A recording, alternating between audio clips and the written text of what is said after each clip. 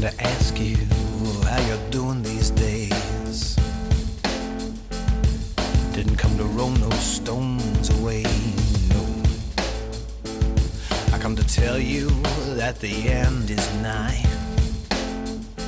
I come to prophesy, yeah.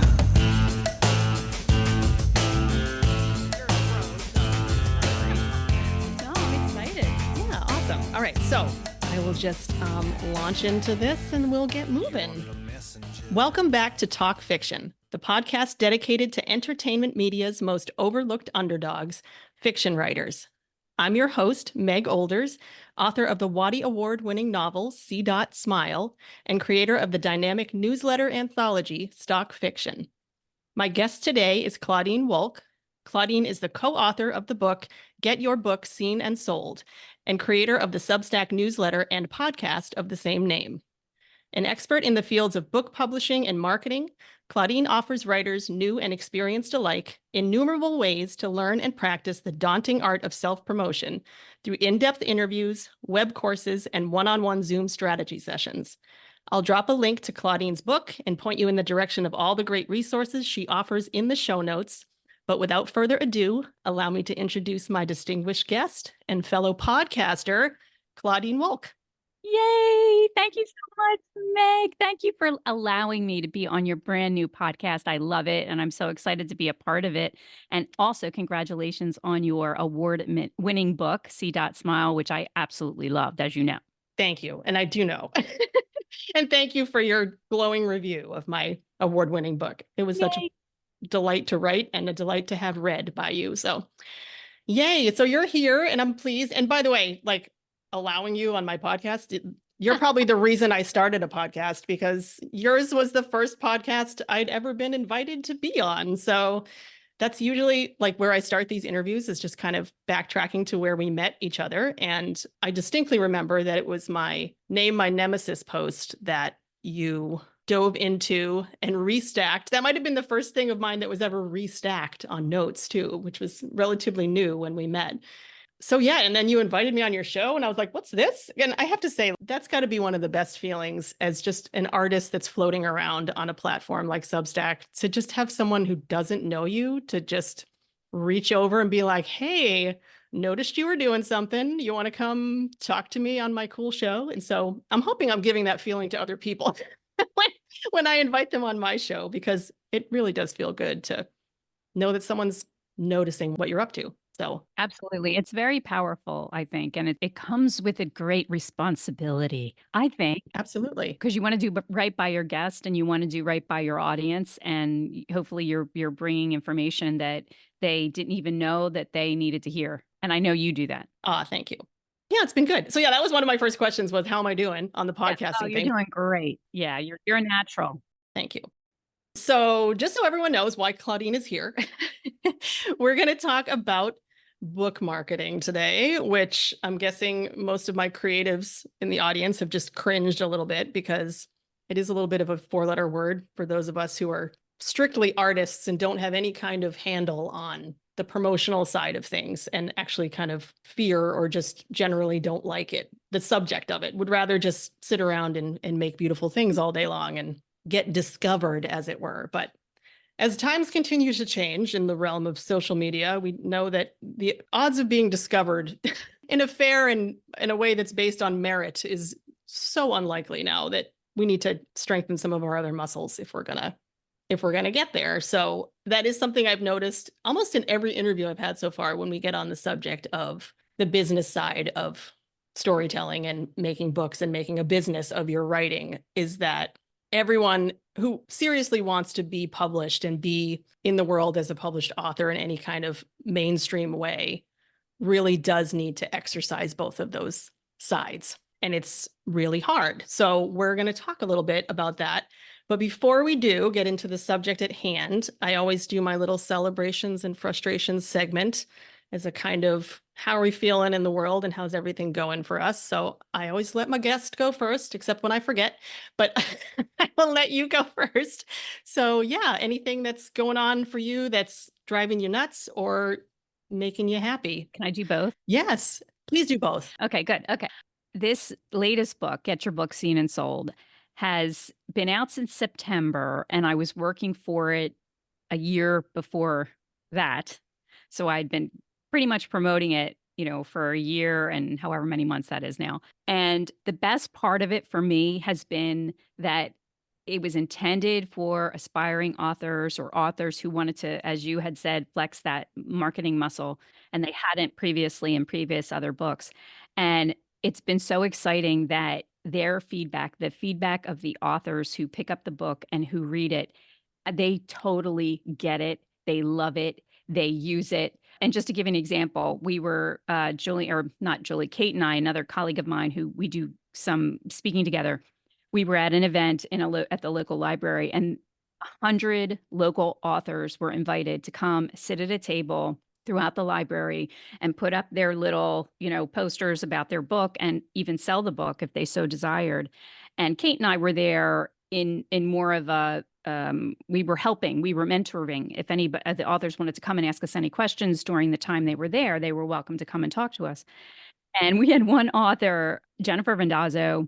She's a children's book author, and she really loved Get Your Book Seen and Sold. And she was selling it in her room to all the authors around her for us.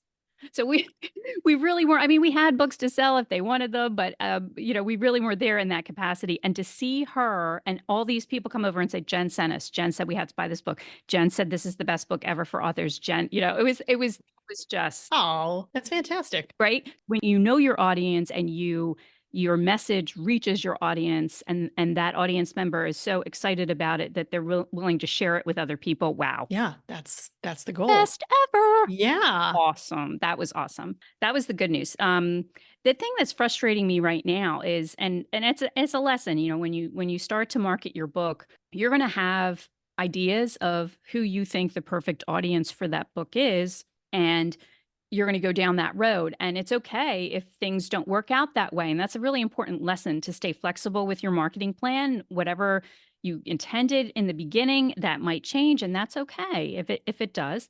But in our case, Julie and I, my co-author, we really thought that publishing houses would love this book, Mhm. because we're teaching authors to do what publishing houses expect authors to do, which is market their book. And as a result of having this little tiny 125-page book that really gets to the heart of what you need to know as a beginner author, that they would have all of these authors who were now excited about marketing their own books, and they would just buy this book in bulk. I mean, we were convinced of this. Well, what we found was that in the pitches that we made to publishing houses, they don't care. Yeah.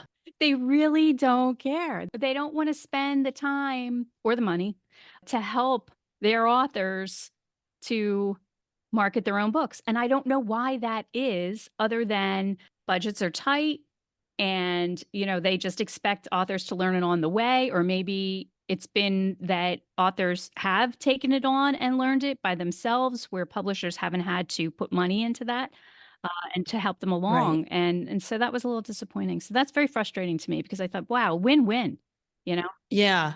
Well, that's one of those frustrations where you just want to pull your hair out because you're like, this makes so much sense to me. Why doesn't it make sense to you, other person on the other side? Exactly. But we pivot, and we started to reach out to writers groups. And how many? I mean, there's a gazillion writing groups, writers organizations.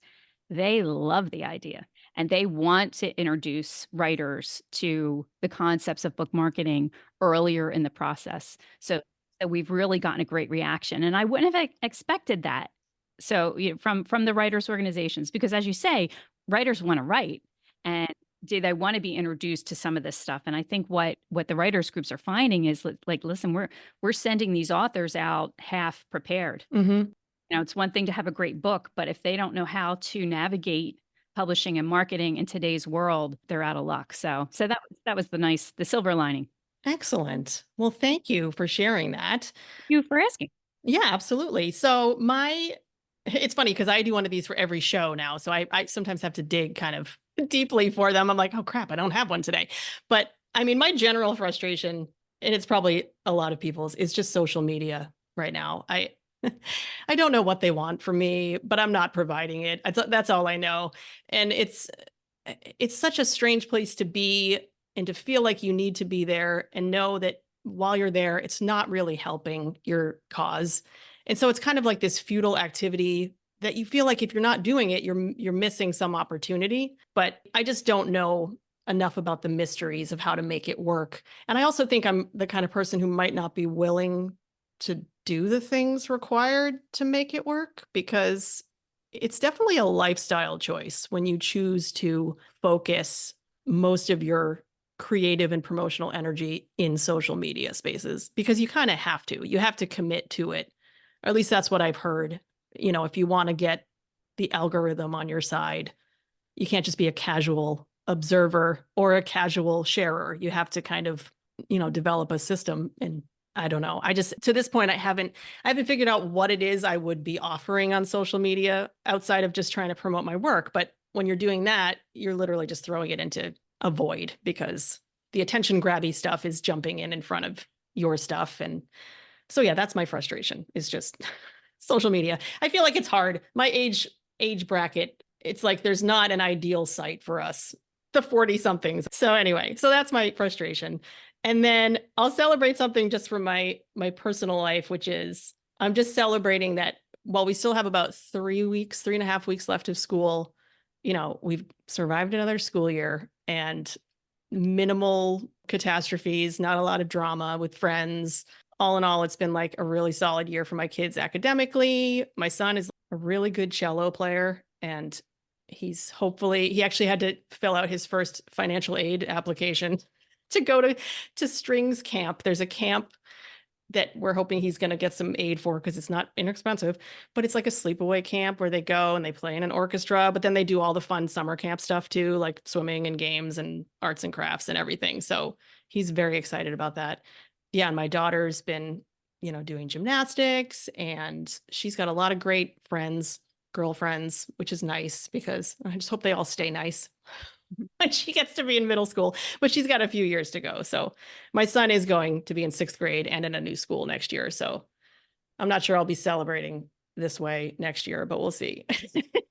I am for now. He's done elementary school and he's done really well. So that's my celebration. Just something from my real non-writing life.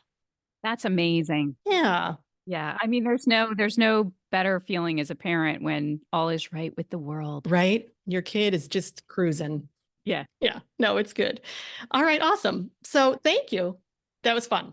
So I guess where I want to start, just for those folks in the crowd who don't know as much about you as I do, because I've read your book and I've chatted with you many times. How many times have I been on your podcast? 3, I think. I think it was 3. Yeah. 3 and counting. Yeah. And counting. Yes. I have to do something really cool so that I can come back. You mean like start a podcast? Like start a podcast. Yeah. Are we booking our next interview right now? We are. Yes. Perfect. Okay. So yeah, I'm curious for you to share a little bit about your creative journey as a writer, because now you're kind of at the point where you have this book and you're working on keeping and getting this book in the world. But leading up to that point, you have some really interesting sort of milestones. So I'm curious which ones you're going to cover. And if you don't cover the ones I was thinking you would, I'll jump in and be like, what about this? All right.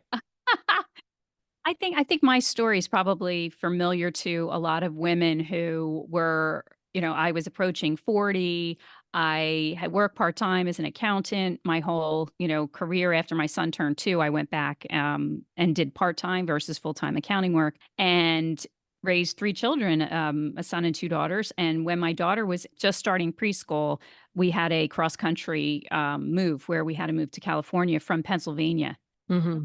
And it was a big deal. We didn't know a soul. And I had to, rally 3 kids and make it exciting for them while I was seething inside and didn't want to go. And, so I decided to try to make the best of it and put on a show for them, which I think I did pretty successfully. At least that's what they tell me now.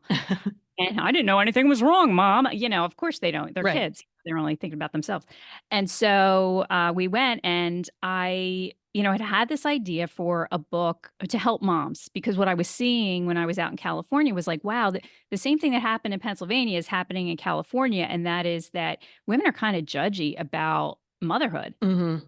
The stay-at-home moms are at the working moms, and everybody's fighting, and it's so hard, and we're not talking, and we're not being honest, and there's some humor here that nobody's talking about. And this was before that parenting motherhood humor thing happened. So 2007, 2008. So I was right on the cusp of that. There was one book out there. I forget what the name was. Iovine, Irene Iovine, I think it was her name.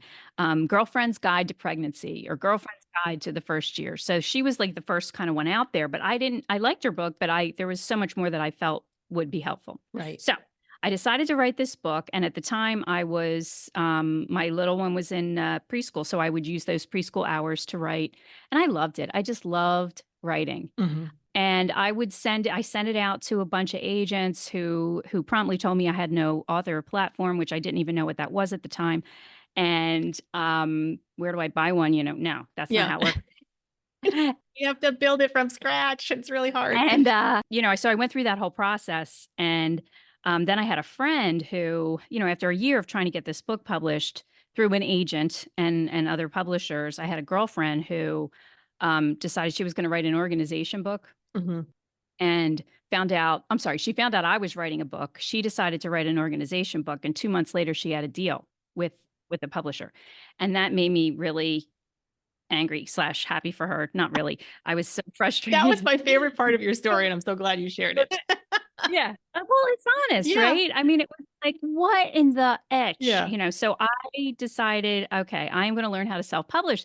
And back then, it wasn't like it is now. If you wanted to publish back in 2008, for the most part, and you wanted to be taken seriously and have a book that was a trade book that would be in libraries and bookstores, which I did, that's what I wanted, you had to create a publishing company. And because I had an accounting background, a lot of the terminology was already familiar to me. So I read a book called Dan Pointer's Self-Publishing Guide, which is still out there. It's a little outdated, but I still think it's a great book to read if you want to get an idea of how the publishing industry works, and still works for traditional publishers for the most part. And so at one of my son's lacrosse games, I had my little one with me, and I had this book, and I read the book cover to cover. But I was determined, I'm going to get this book out before this girl gets her book out, or at least somewhere, so hate is a pretty good, no, it wasn't hate. Envy. It's envy It was envy, and it was, and rage. yeah, but it lit a fire. It lit a fire and said, you know what? I'm going to do this. And I know I can figure this out, and I'm going to go do it. And so I did, and it really worked out very well. I ended up with some great people on my team. I hired a guy who ended up retiring from putting together book covers and interiors of books and being able to print books. He left that business because he ended up getting the job of creating the new book covers for all the Chicken Soup for the Soul books. Oh, wow. Yeah, that's a gig. That's a gig. So he left that other business, but he was fantastic and helpful. I hired a book marketer who was basically, I would spend an hour with her on the phone, and she would tell me what to do, and I'd go do it. Mhm.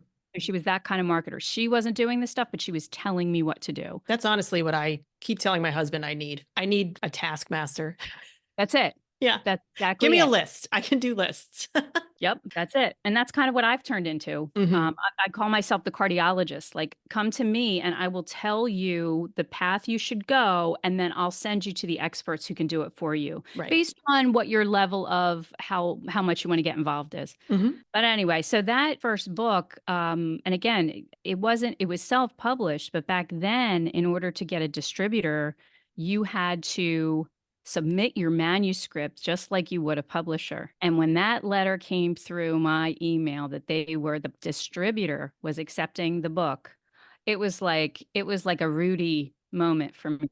Yeah. What they do is back in the day, you had to print 3,000 copies of your book. So I printed 3,000 copies. That was the amount that I was told the industry would consider serious. If you Mhm. print 3,000 copies, you're serious. 1,500 of them went to the distributor, who took half off the top, but also gave me their amazing sales force who sold in every genre all over the world. Right. And those sold out, because they had those channels already together. So it was Mhm. so worthwhile. And then I took the other 1,500 and I sold those myself through my website. Right. Oh, I had some great marketing ideas that really came to fruition and was able to sell out. So that worked out really well. And then that book was picked up by a publisher.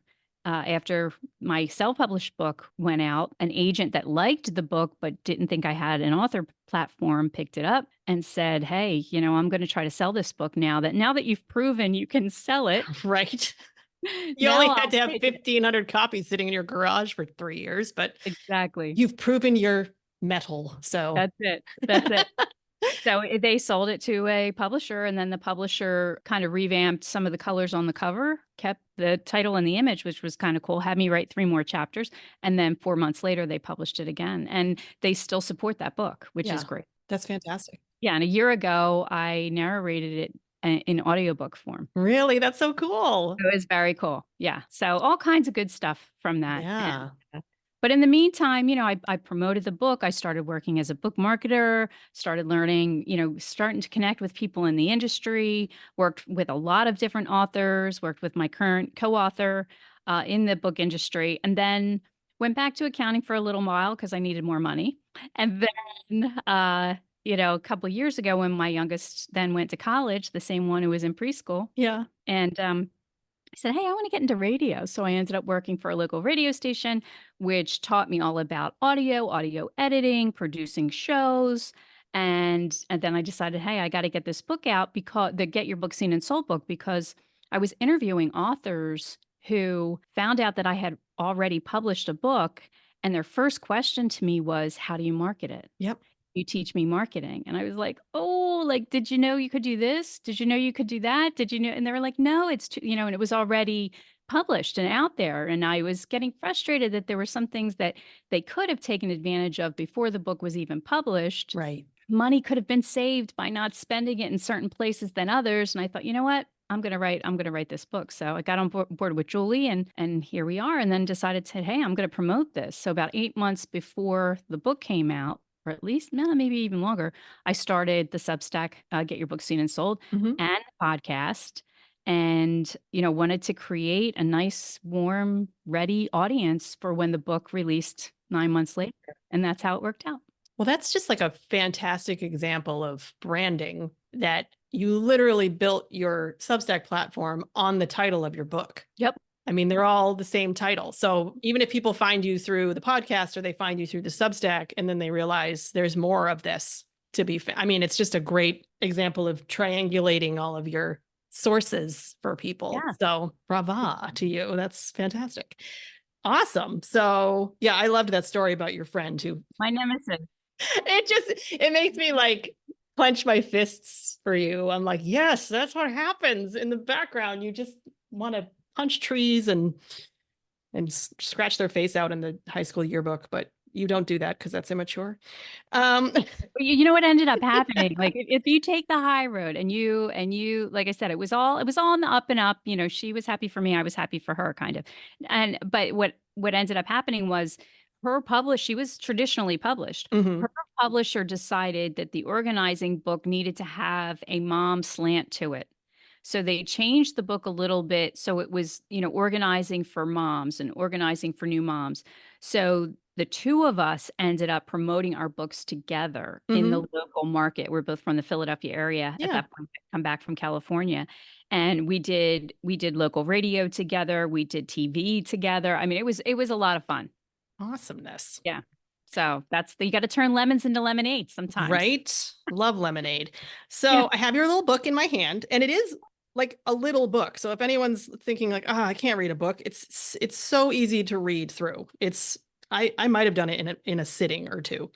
I do want to talk about the biggest takeaway for me, because I want to make sure we're keeping our discussion around fiction writers and, the challenges that they face in particular with marketing, because I do think it's a very different arena from nonfiction books. And I'm going to get to that a little bit later too, because I want to ask about that. So what I loved was you have this sort of method for establishing 3 things for your marketing plan that have to do with your book, which are the message, the audience, and the hook. And you bring those 3 things together. And the reason that we as authors need to find those 3 things is that's what's going to focus our marketing plan, like to a laser point. Because when you just say the word marketing, And our little author brains go like, oh, well, here's where I see other people advertising, and here's where I see other people showing up at these things. And you just, it's such a broad landscape, and you think you have to be in all the places, but it doesn't actually make sense for you to be in all the places. Where you need to be is the place where the people that want your book are. That's right. So that's what this whole exercise does. That's right, grasshopper. Very good. Yes, I'm learning from you. See, granted, I haven't put it into practice very well, but I know the information. And my favorite part of, and I actually did some of the exercises while I was reading your book with my novel with C. Smile, because I think one of the hardest questions, especially for novelists who pants their novels and aren't thinking as they're writing them, who is this book for? What is the message of this book? They're just writing from their insides and the story's coming out. So when you do it after the fact, finding what the message of your book is feels kind of like a huge ask. Or like, you'll get the question like, oh, what's your book about? And you freeze solid. You're like, Jesus Christ, I don't know.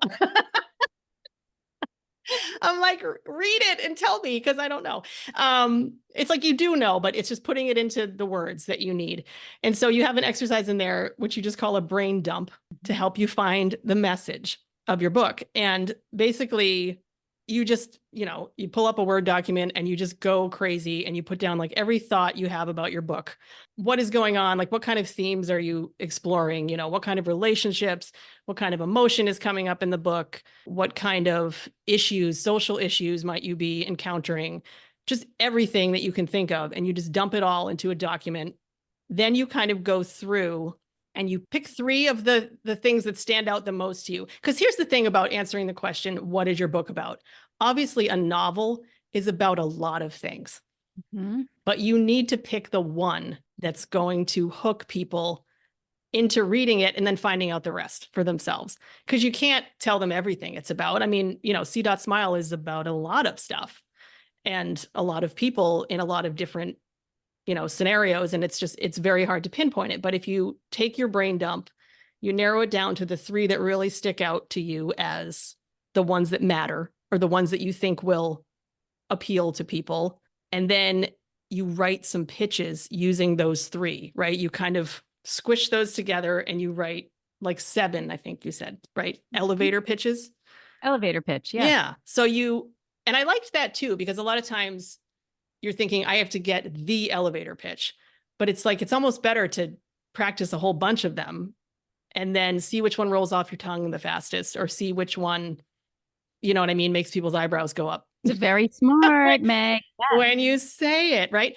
But so it was a really good exercise, and one that I recommend people try, because it did sort of help me. At the very least, it helped me see how much my book really had to say. Yes. Because I wasn't certain that it had anything to say. I didn't really think that. Of course it had things to say, but I wasn't sure they were coming across until I realized, I'm like, oh no, they're in there. I just have to pull them out. So yeah, highly recommend the brain dump. That was like my favorite section, was the whole message, audience, hook part. And I mentioned to you when we did our interview, because you had me interview you about the book and marketing, which was fun. That was my first foray into podcast interviewing. But being able to take those elements and work them into your query letter, because those are essentially the same parts that you need for a query letter. Usually you start with your hook, then you have your summary, which you could say is sort of where your message would be. And then you have to tell them how it's going to fit in the market. And so that's your audience piece. So all those pieces are really crucial to your pitch for a novel. So yes, I think that was, do you have anything else to add about that particular method? And if I missed anything? No, I love seeing your face light up as you were talking about your book and pulling out all of those themes, and it's themes, messages, lessons, just what you're trying to impart. Because, one of the reasons that authors have issues with marketing is because they think I'm a creative, I'm a writer. I don't want to think about the business side of it. And we talk about mindset a lot, but if we can have the mindset and somehow reconcile it within ourselves that you are a business person, you represent yourself as an author. You are an author now, you are a writer, and there is a business side to this. And if you can just reconcile yourself to that Mhm. and then move forward with, you're not selling yourself, you're not selling your books so much as you're selling the message you're trying to impart with your book. And it's a message that people already want to hear. And that's what identifying your audience, that's where that comes in, because those folks that you identify already love the types of themes, messages, and lessons that you're talking about in your book. They already love that. And it's just you're making a connection with someone who already wants what you are offering. Right. Yeah. That perfectly segues into my next question, which is I find that the element of those three things that takes the most effort and work is the finding the audience piece sometimes. Mhm. And this is where I think the nonfiction versus the fiction element comes in, because when you're writing a nonfiction book, there's an informational piece to it. So you're almost like, that there's a need for this information. So you're going to go where the people who need that information, like for instance, a parenting book, you're not going to hang out at high schools with that. You're going to, I hope. Oh, geez, that sounded horrible. Might cut that. Maybe you should hang out at high schools, but yes, we're cutting this. But anyway, so finding the audience, like for me, what's interesting about like YA fiction in particular is the audience is very broad. So you would think that you want to focus your attention on young adults, but most of the people who have read my book so far are people over 30. I'm a huge fan of young adult fiction. So I guess this is another example of not limiting yourself to one space when you're looking for your audience, maybe with fiction, because yeah, you're essentially creating a story that has a certain fan base, I guess. So it's kind of like the difference between audience and fan base. You want to find where all the people who are gobbling up, romantic young adult stories are hanging out. Yes. So, which can be challenging when you're a 44-year-old woman. I mean, I don't hang out where all the teenagers hang out. And if I did, people would look at me like I was crazy. So, that I think is the most challenging piece for me. So maybe you could speak a little bit to, I guess, here's what I said here. I said, ask for the bullet points, or I'm asking you, what questions should an author ask themselves to help them locate the audience? Like, what should we be saying, to ourselves as we're figuring out where to go with our book and with our message? Right. I like to say to have authors close their eyes and imagine the person who they see walking into picture your local bookstore. Who do you imagine walking into that bookstore and going right to the shelf where the young adult romantic fiction is, and picking your book off the shelf, or taking a look at the back cover and reading, what the story is about a little bit? What does that person look like? Is it a young person? Is it a woman most of the time? Is it a student? Is it someone who's, in middle school, or is it somebody who's in high school?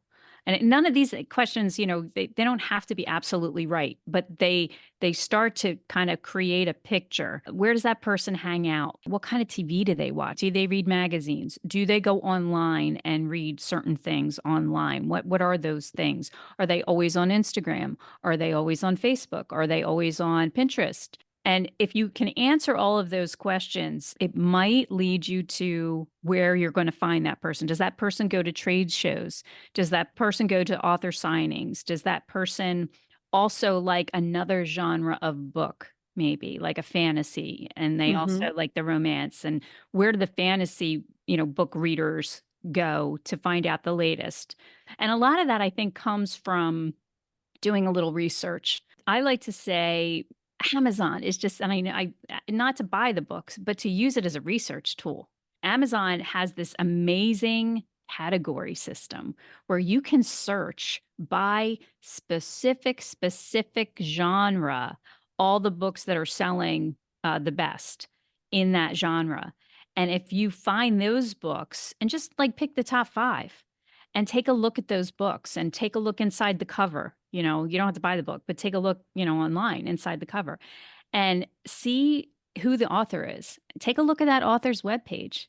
is that author doing book signings? Is she speaking? Is she going to different trade shows? Does she have media on her website?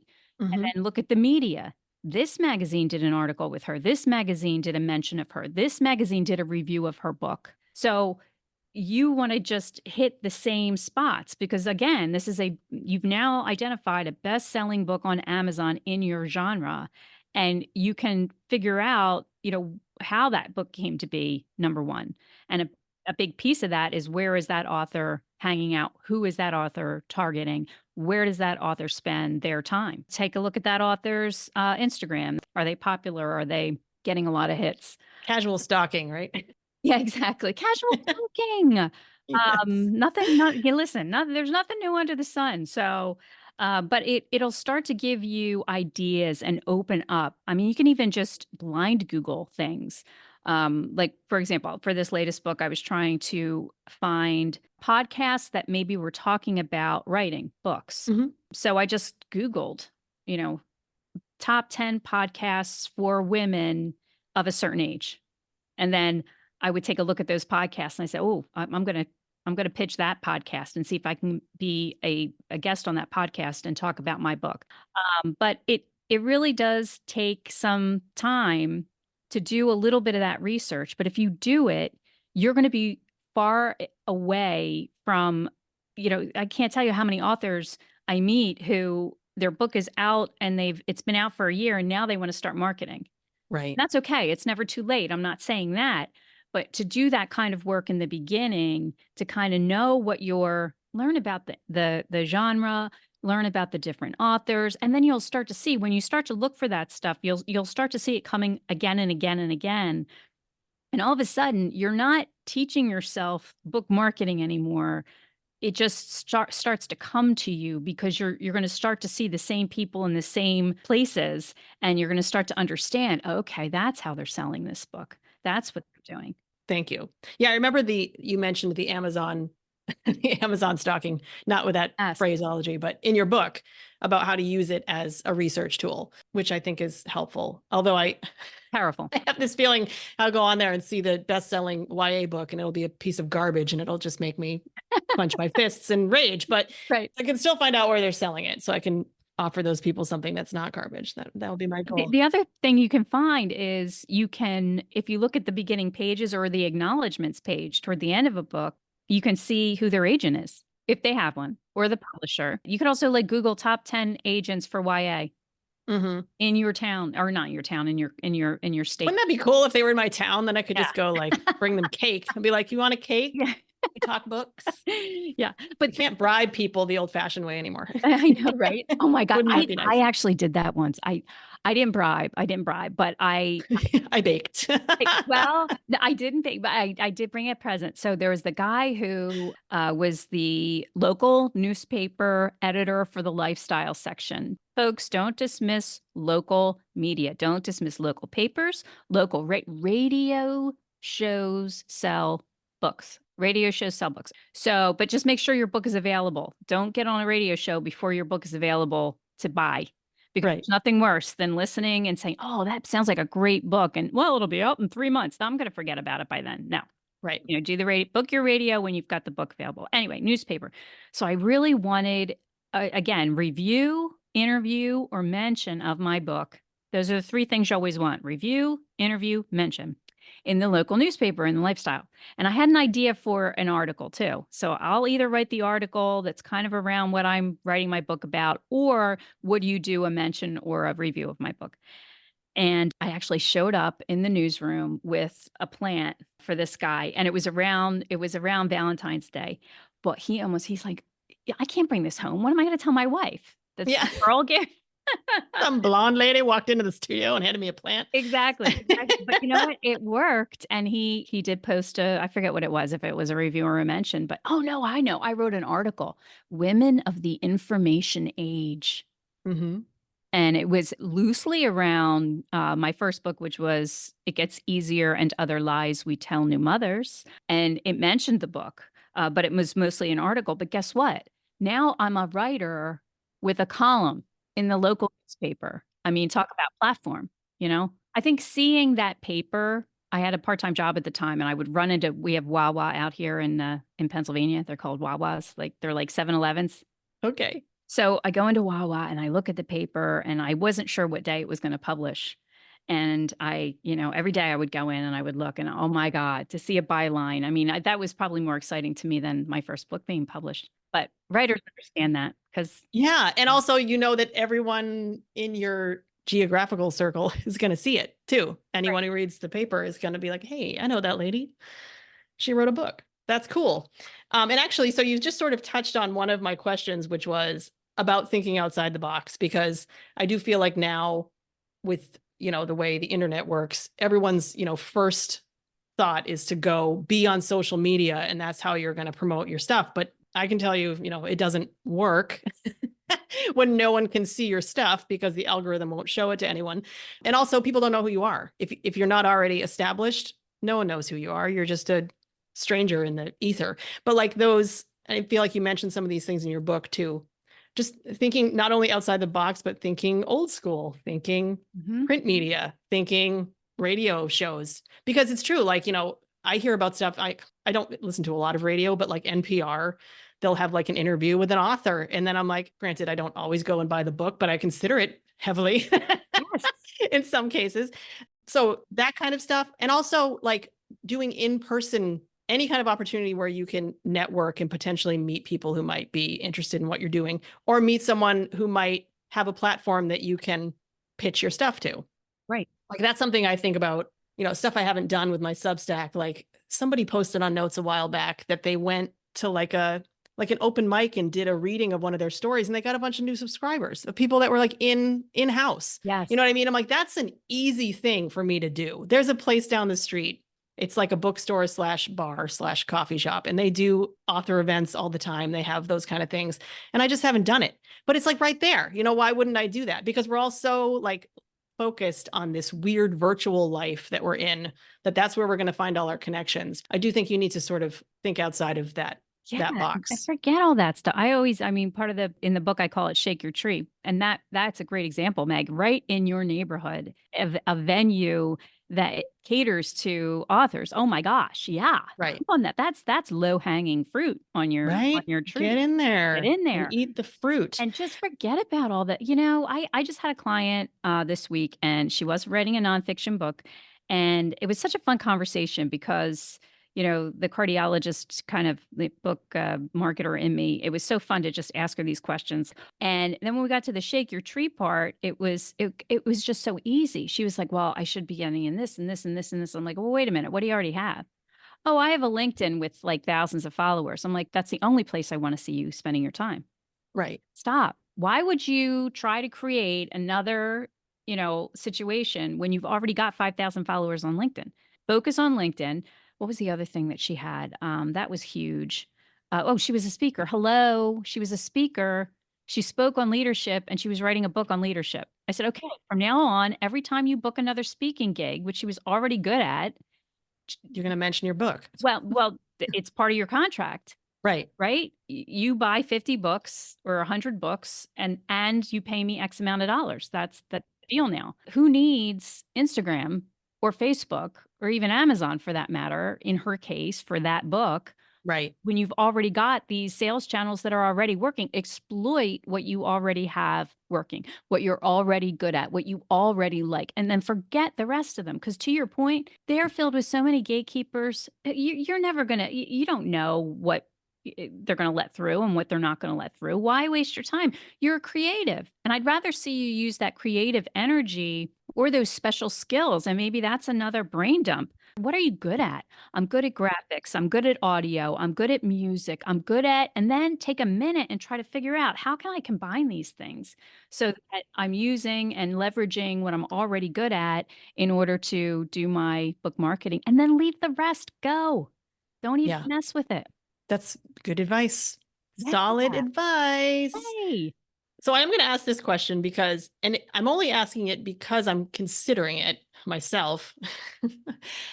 Do you think there's a value, if this is in your wheelhouse and something that you are interested in doing, in publishing or trying to get a nonfiction book published before you try to publish novels?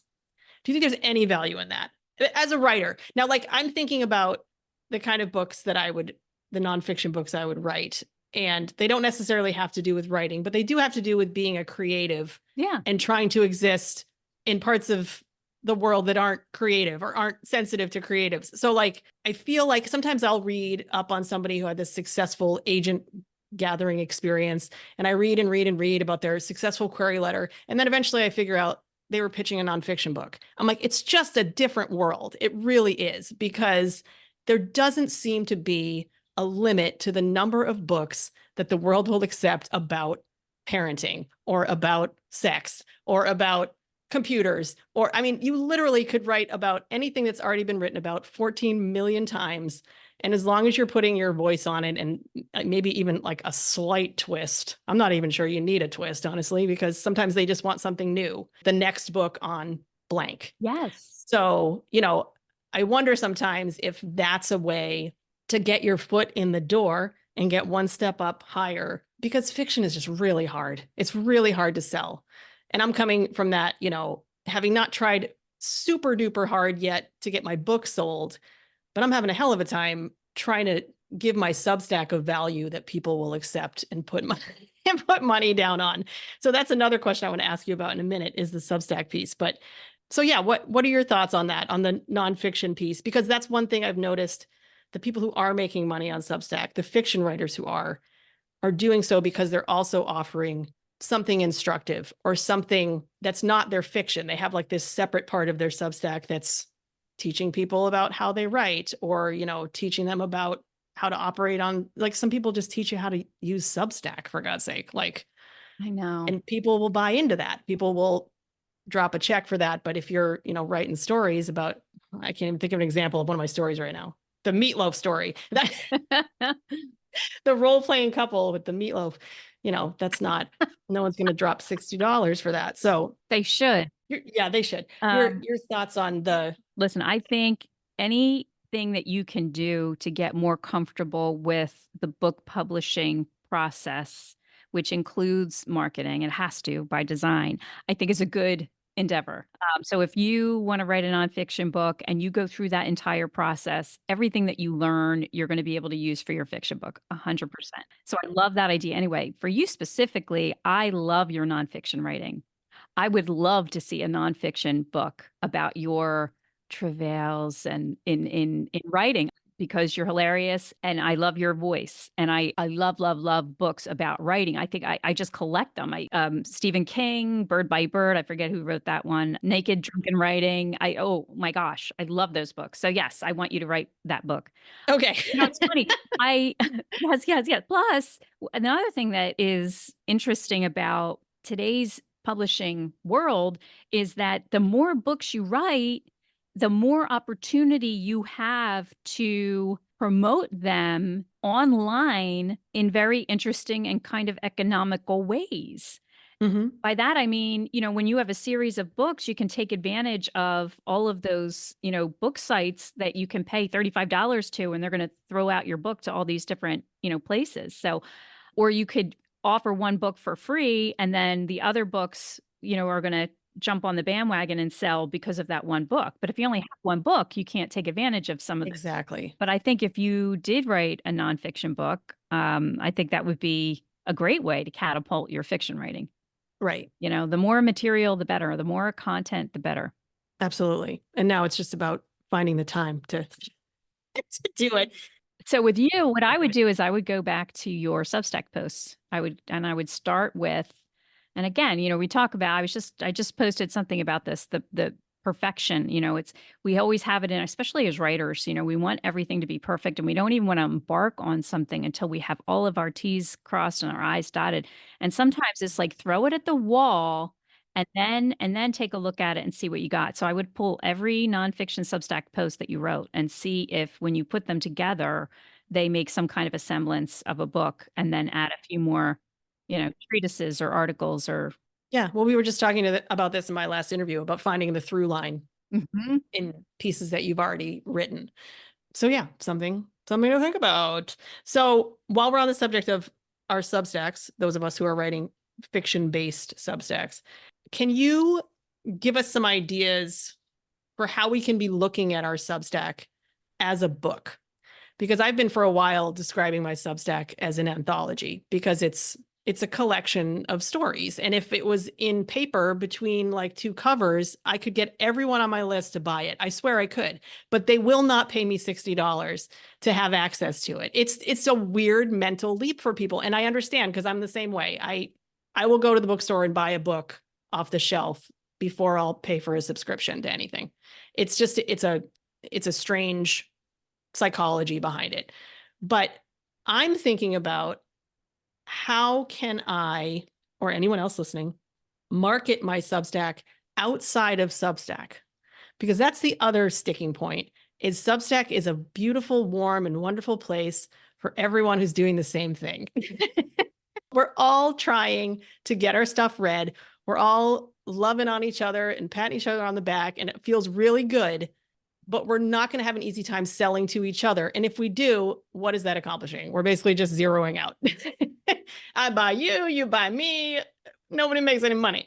So I actually have an article post sitting in my Right? Substack that says that if I'm buying from you and you're buying from me, we're not actually making any money. Yeah. No, we're all just, yeah, it feels good when you see the little money pop up, but then you realize you just gave it away to somebody else. So I think Substack has a lot of positive qualities, and it's a great place to be for throwing things at the wall, because I do feel like the longer I go with stock fiction, the more I just write the thing and throw it. Like I really do. Good. Like I'm not saying I don't put work into it, because I do. I put work into everything I do, but I don't spend the same amount of tooth grinding as I do when I'm submitting to a literary magazine or I'm submitting to a contest. Like I will sit there and sweat over those things. Like, is this the right story to send? Or, is this story good enough to send? And I don't worry about that on Substack because it's mine. I mean, I'm the publisher, so I can publish whatever the hell I want. But my question is, can you think of any ways to, like we were thinking, the thinking outside the box, Yep. how to get people who aren't a part of Substack? Because that's what all of us writers need. We need the readers from outside Substack to come in just to see our work. Yep. Forget everybody else. I mean, I love everybody, but I want to find people to come in and read my Substack and see that it has some value. So your thoughts on that, of how that might be exercised? It's kind of like what you talked about in the beginning with branding.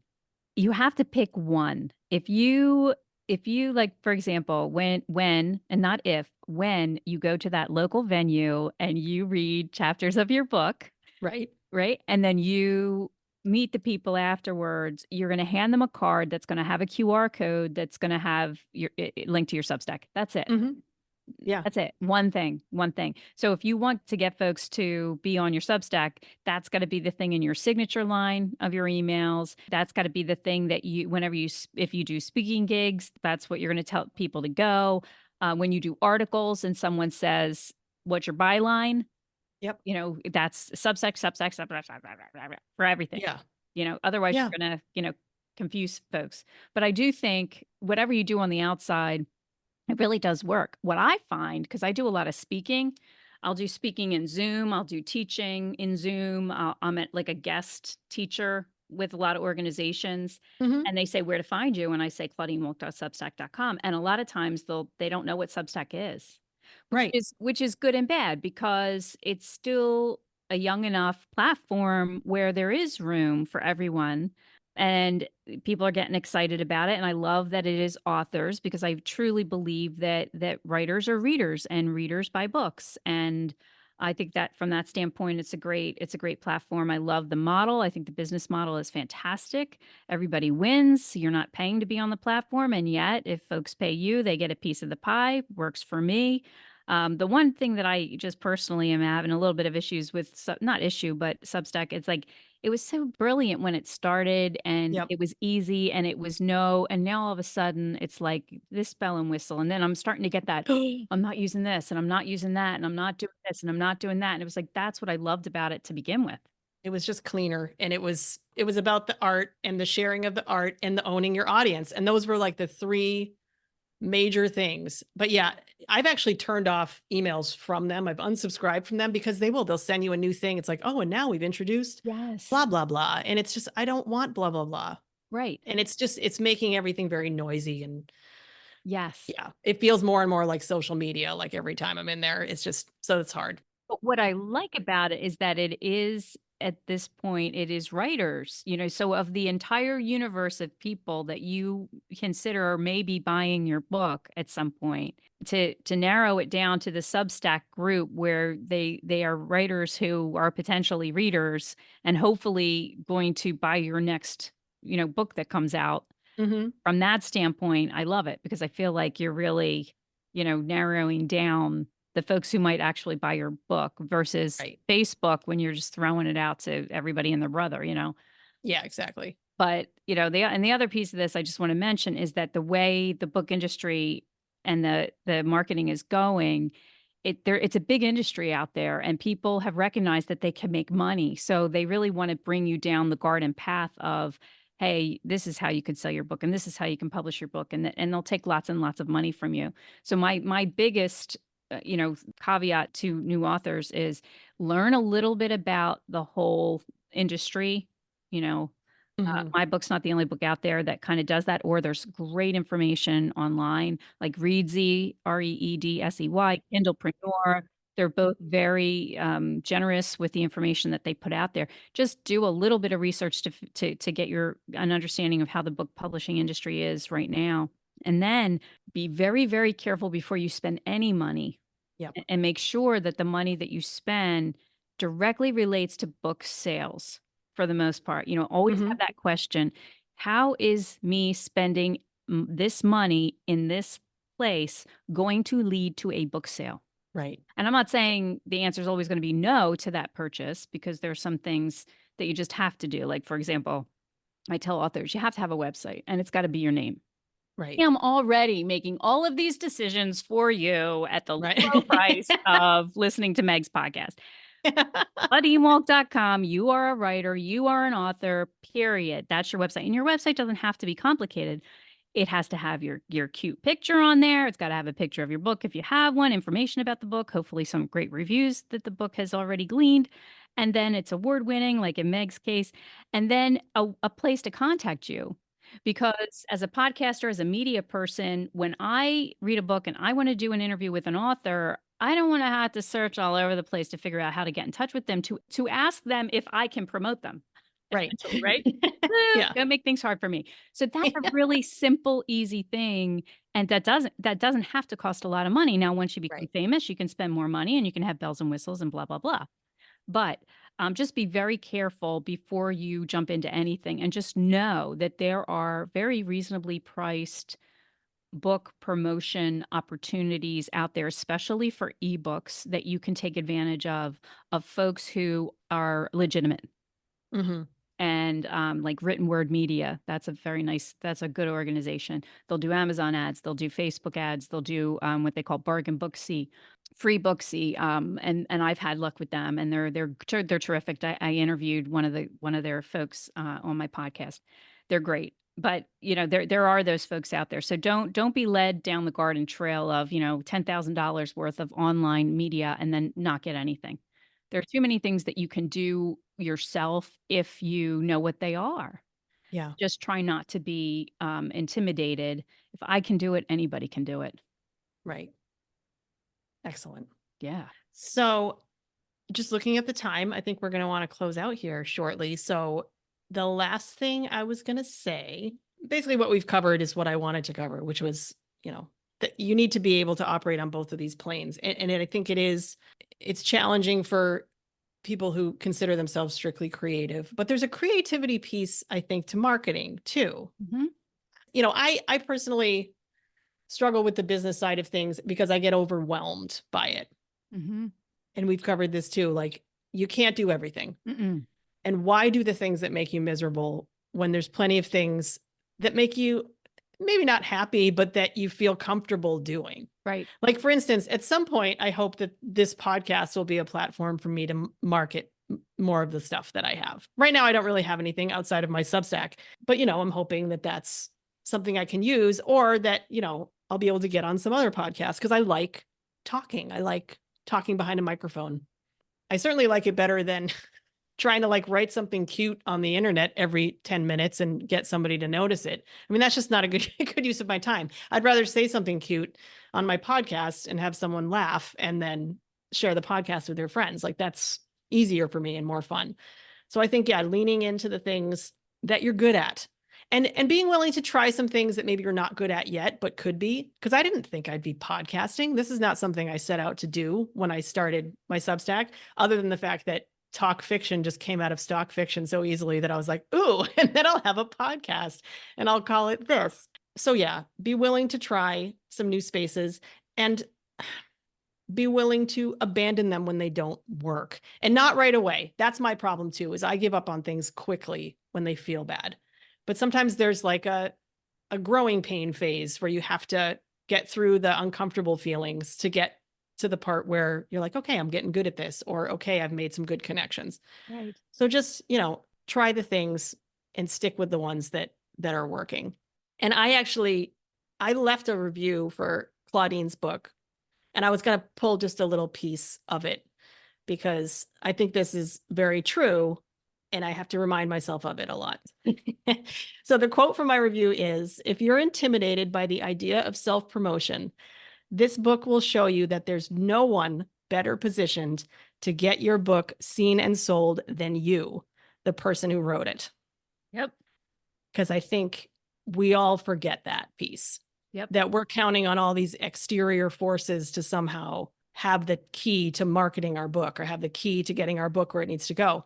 But nobody knows it or loves it or knows what it's capable of better than us, than the people who created it. And that's the creative part. That's where you use the same creative juices in writing your book that you use in marketing your book. And what you're doing right now with the podcast is just such a perfect example. The number one rule is when you're marketing your book is know what your audience cares about.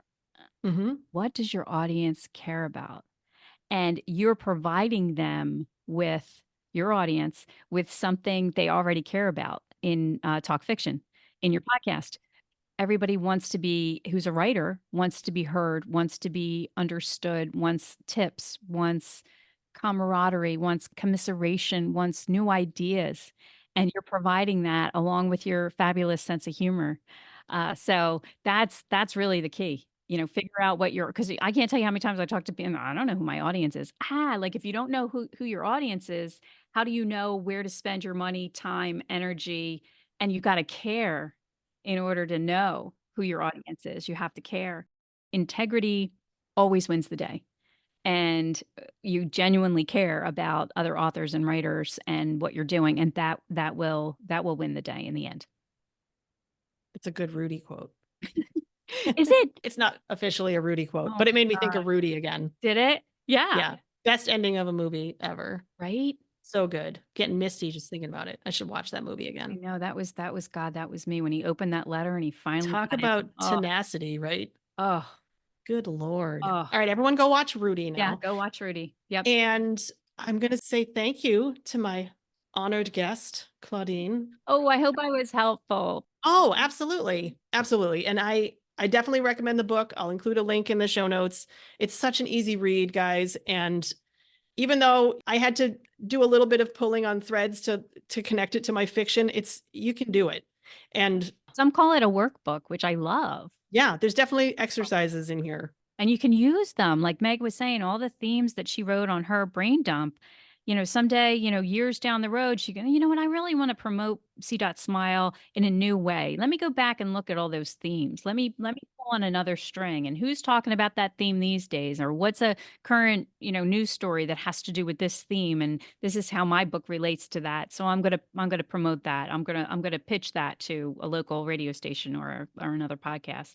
And that's an argument for not giving up on old projects too, because yes, a little time and distance from them, and then suddenly you can look at them with fresh eyes. And absolutely. And another argument to keep making stuff, because the more stuff you have, the more stuff you can pull from and bring back to the fray. Absolutely. And I can't wait. Please write that book. Send me a few chapters. I'm ready to. Okay. Are you going to publish it for me? Sure. I know some people. You do, right? It's all about who you know. It was fantastic to have you, and thank you. Thank you, Meg. Thank you for having me. I don't care if you believe me.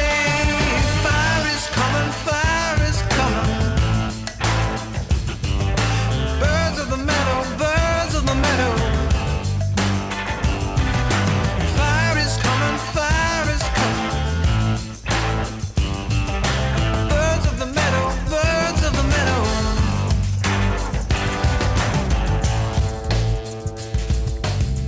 there!